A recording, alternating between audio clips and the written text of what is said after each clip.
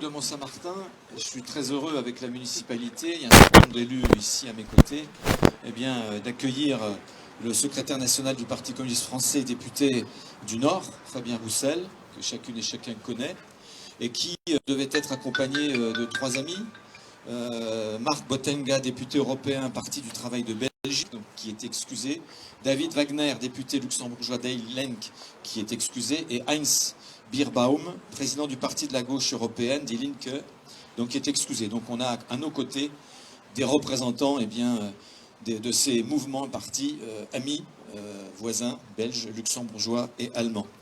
Donc je le disais, un moment important ici, Mont-Saint-Martin, ville aux trois frontières, puisque le Luxembourg et la Belgique sont tout proches, et puis ville dans la tête du canard, en Meurthe-et-Moselle, qui connaît sur son territoire, qui accueille sur son territoire depuis des décennies un hôpital, même si c'est un hôpital à statut privé.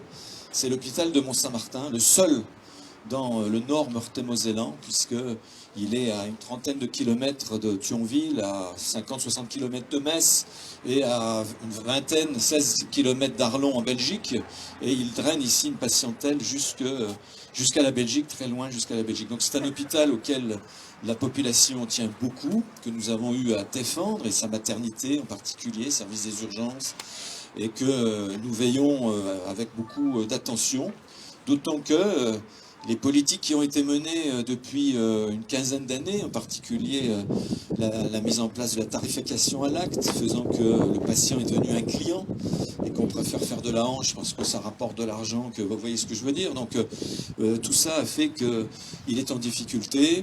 Là, il nous manque, donc là, le Luxembourg est proche, il apporte effectivement de l'emploi, on le sait, sur cette terre lorraine, mais c'est aussi une forte pompe aspirante des compétences formées en France sur tous les domaines pointus et en particulier les domaines de la santé.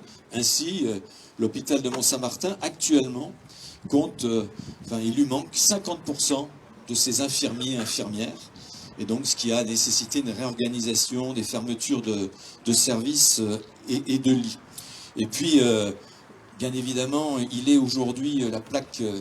le centre principal de vaccination pour la Covid-19, avec les aléas que l'on a connus. Nous sommes à 125 km de Nancy. Donc, à une époque, on vaccinait bien à Nancy. Ici, on vaccinait moins parce que nous n'avions pas les doses. Ça va un petit peu mieux, mais en tout cas, c'est très difficile. Et je voudrais dire aussi que là, il y a un suivi important. Les centres, les CCAS des collectivités, il y a beaucoup de monde sur le pont, mais que cette période qui dure malheureusement, mais aussi en exergue les questions de fracture numérique. Quand on parle de la plateforme Doctolib, il faut être capable de le faire, il faut avoir le matériel quand on est âgé ou quand on est isolé, on n'a pas forcément ces moyens-là. Et puis un mot sur la démarche initiée par Fabien et un certain nombre de personnes dans le cadre d'une initiative à l'échelle européenne, pas de profit sur la pandémie. Eh bien, elle tombe à point nommé.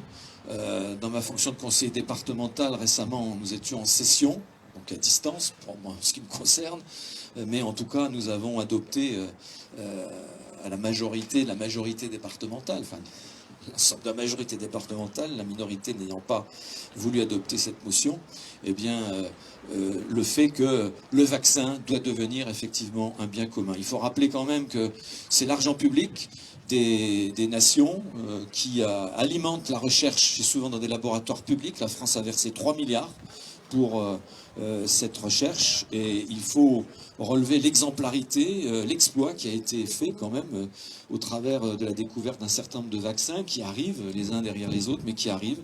Et puis le fait que, une fois que la recherche publique a fait son travail, eh bien, ce sont des firmes pharmaceutiques qui s'emparent des brevets et puis qui font de l'argent et qui déterminent aussi quelque part la politique de vaccination à l'international, avec une injustice flagrante, puisqu'on vaccine beaucoup plus dans les pays riches que dans les pays pauvres, d'où eh bien, des ruptures et des écarts qui s'accélèrent. Donc cette démarche, bien que tu inities avec d'autres, c'est une démarche qui correspond effectivement à la politique que nous défendons. Et ça ne serait que justice qu'effectivement ces vaccins tombent sous la responsabilité publique des habitants de la planète, simplement. Voilà, bienvenue à Mont-Saint-Martin.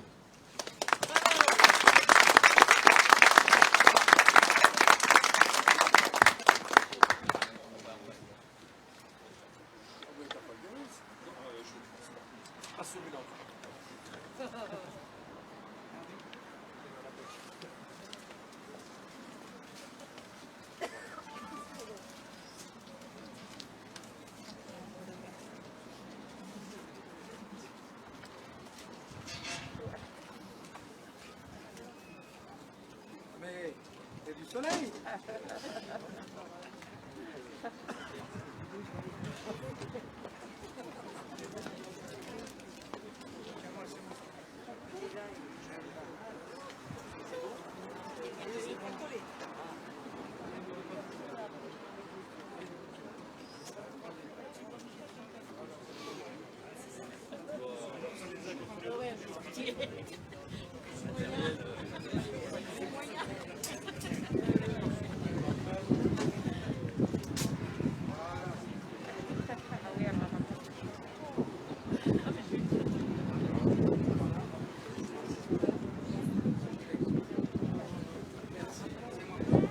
Merci beaucoup. Le micro est désinfecté. Mais c'est pas ici qu'on va attraper le virus. Moi, je suis très content d'être ici et c'est une manifestation symbolique que nous avons voulu tenir ici. Merci, monsieur le maire, mon cher Serge. Merci à l'ensemble des élus, les élus des différentes communes de la frontière d'être présents. Merci aux amis et camarades venus du Luxembourg, de Belgique, d'Allemagne, d'avoir participé à cette mobilisation et à cette campagne européenne que nous avons lancée l'année dernière, au mois de novembre. Pas de profit sur la pandémie. Dès l'année dernière, nous avions décidé ensemble, à l'échelle des pays de l'Union européenne et d'une dizaine d'organisations politiques, et depuis des organisations syndicales, associatives se sont jointes à nous, pour demander tous ensemble à l'Union européenne et à la Commission une série d'initiatives, dont celle de lever les brevets sur les vaccins. À l'époque, nous n'étions pas beaucoup entendus. Et peu de monde de se préoccuper de cette question. La réalité, c'est qu'aujourd'hui, nous sommes en panne de vaccins.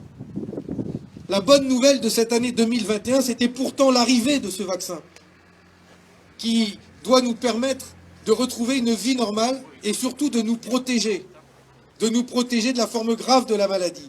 Or, aujourd'hui, la propriété intellectuelle protège l'industrie pharmaceutique et ne permet pas à ce que chaque pays puisse produire ces vaccins largement, rapidement.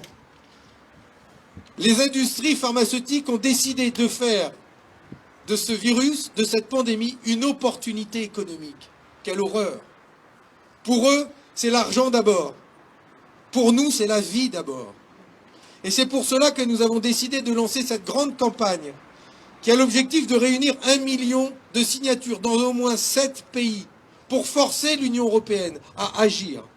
Ce que nous demandons simplement, c'est que l'on puisse appliquer le droit qui existe au sein de l'Organisation mondiale du commerce, qui fait qu'un pays, un seul pays, qui montrerait qu'il est en pénurie de vaccins ou en pénurie de médicaments, au nom d'une urgence sanitaire, chaque pays a le droit de demander à l'OMC que les brevets soient levés sur la production d'un vaccin ou d'un médicament pour pouvoir le produire chez lui. Ça a déjà été mis en œuvre. Nelson Mandela l'a mis en œuvre pour obtenir la possibilité de produire les vaccins, les médicaments contre le sida, pour soigner le sida. Après une longue bataille de plusieurs années, Nelson Mandela avait réussi à gagner et à sauver des vies humaines. Aujourd'hui, c'est le même niveau et c'est la même campagne que nous menons. Tout ce que nous demandons, c'est que dans tous les pays du monde, ceux de l'Europe, ceux d'Afrique, ceux d'Asie, ceux d'Amérique latine, tous, nous ayons accès aux vaccins pour pouvoir nous soigner. Comment pourrait-on imaginer que seuls les pays riches soient vaccinés demain, que les pays pauvres n'aient pas accès au vaccin? Nous ne pourrions pas voyager, nous ne pourrions pas vivre normalement. Le vaccin continuerait de circuler dans le monde. C'est une question de santé, c'est une question d'égalité, c'est une question de santé publique.